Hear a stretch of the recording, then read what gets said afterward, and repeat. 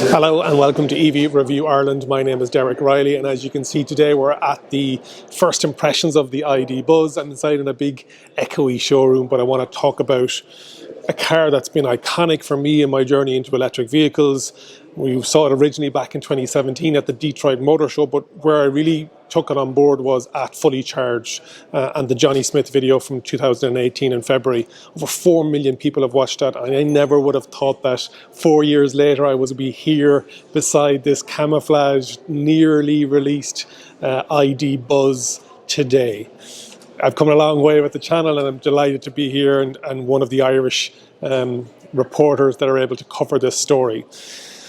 Let's talk about the vehicle itself. So it is based on that MEB platform. It has a dimensions-wise, it's at 4.7 meters long with a 3 meter wheelbase. It's nearly 2 meters wide. It's nearly 2 meters tall. And so if you're going to start comparing it to the likes of a T6.1 Transporter, there's not much in the wheelbase, but that T6.1 Transporter is actually 8 inches longer. So this is much tighter. This is a slight bit smaller than a regular Transporter, but it's 3 inches wider. So it's taken up the maximum amount of space that it comes in. It comes in two variants, or will come in two variants, on the standard length platform, which is the ID.Buzz Cargo, which has seats up the front and then a cargo space at the back of about 3.9 meters squared. And then the regular standard version will come with 5 seats, which is 2 in the front and 3 in the back. And then there will be a long wheelbase version coming that will hopefully have a 7-seater option. A lot of people are interested in that. Battery-wise, it's in the floor as always with the MEB platform. It's got an 81 kilowatt hour battery, which 77 kilowatt hour usable. We're going to be able to take it out for about a 30-minute drive this afternoon, but overall, some really nice short overhangs front and rear, and that's where you can really see the difference in that MEB platform versus that Transporter T6.1. It's roughly about half a metre at the front and a half a metre at the back because there's very little in the difference. Great visibility, I'm told, and you can see that. We can't talk about some things today, but we can talk about others. What I'll do is I'll take a spin around with the GoPro to focus on certain elements, but otherwise, delighted to be here with the ID.Buzz. There's a great buzz around the place. Let's have a look around, and then we'll take some footage of me out driving as well. If you haven't already subscribed to the channel, make sure you do so. Hit the like button and leave a comment. Are you interested in the ID.Buzz when it comes? Production is going to start in the first half of 2022, and then it will be rolling out in autumn time. You'll be able to get it in that standard base, in that 5-seat configuration for passenger, and that cargo. With that cargo, you can do 2 seats or a single driver seat and a bench seat for 2, so you can have 3 up the front if you want that as well. Let's run around with the action camera and have a look at some of the specific areas and talk about a bit more of the details.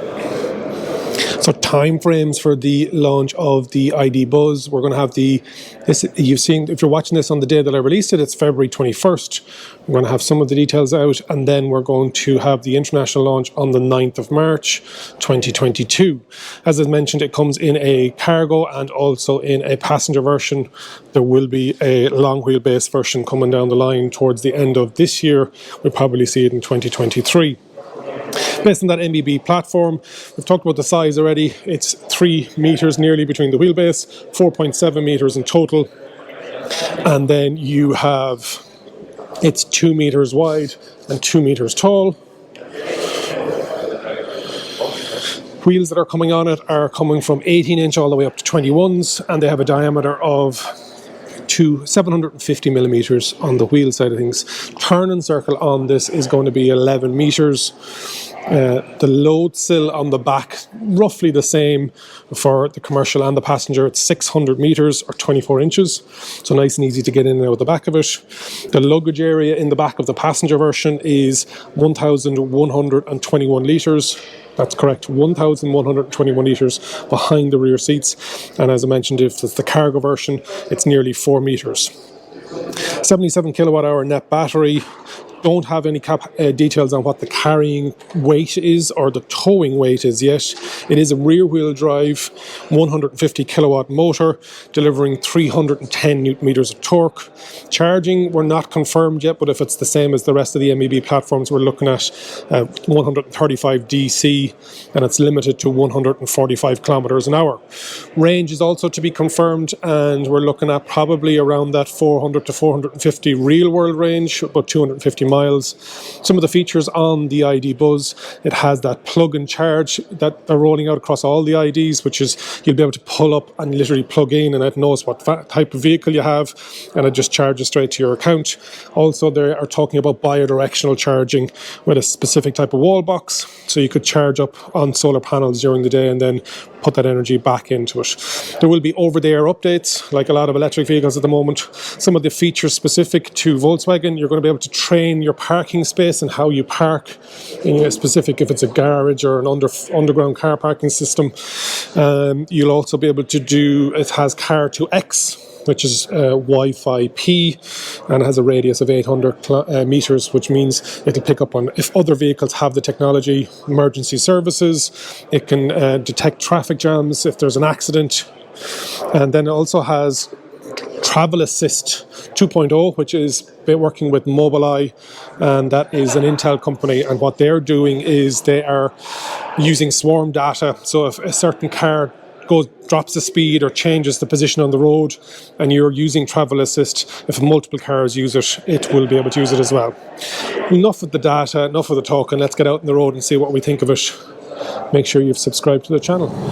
Here we are with the ID.Buzz, and as it's a covered drive, we can't talk about a lot about the actual interior, but the driving style. And this week I'm also driving the VW ID.4 GTX, and that too is also based on the MEB platform. Beautiful driving position in this. I'm a big fan of this upright seating position. As you know, if you've watched the channel for a while, and if you've already subscribed, you know that I was a Volkswagen Caddy driver for 12 years, 500,000 kilometers. So driving commercial Volkswagens, I know a lot about it, but this is much smoother, much nicer drive, much quieter. Comes in two variants, as we talked about before, the passenger and the commercial side. What we're hearing back from some journalists is that there is a slight difference in the chassis setup and the feel of it, and I presume that's to do with the commercial being set up for carrying a bit more weight in the back. But today it's about having a look at it initially, and then getting a quick drive in it, and we'll have more hands-on time once we get the proper launch in market in Ireland. Lots of people interested in this van for commercial use. I think it's going to be great for families, and the standard wheelbase with the 5-person layout, and then you're going to have that longer wheelbase with 7-seat option. Lots of people are waiting for this. Some people are not interested in SUVs.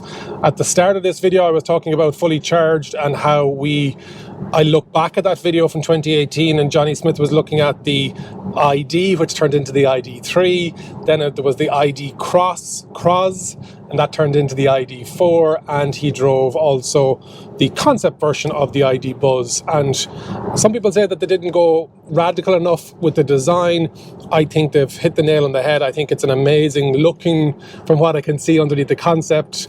I really like the style, the practicality, and just driving around the roundabouts of Milton Keynes, and there are plenty of them.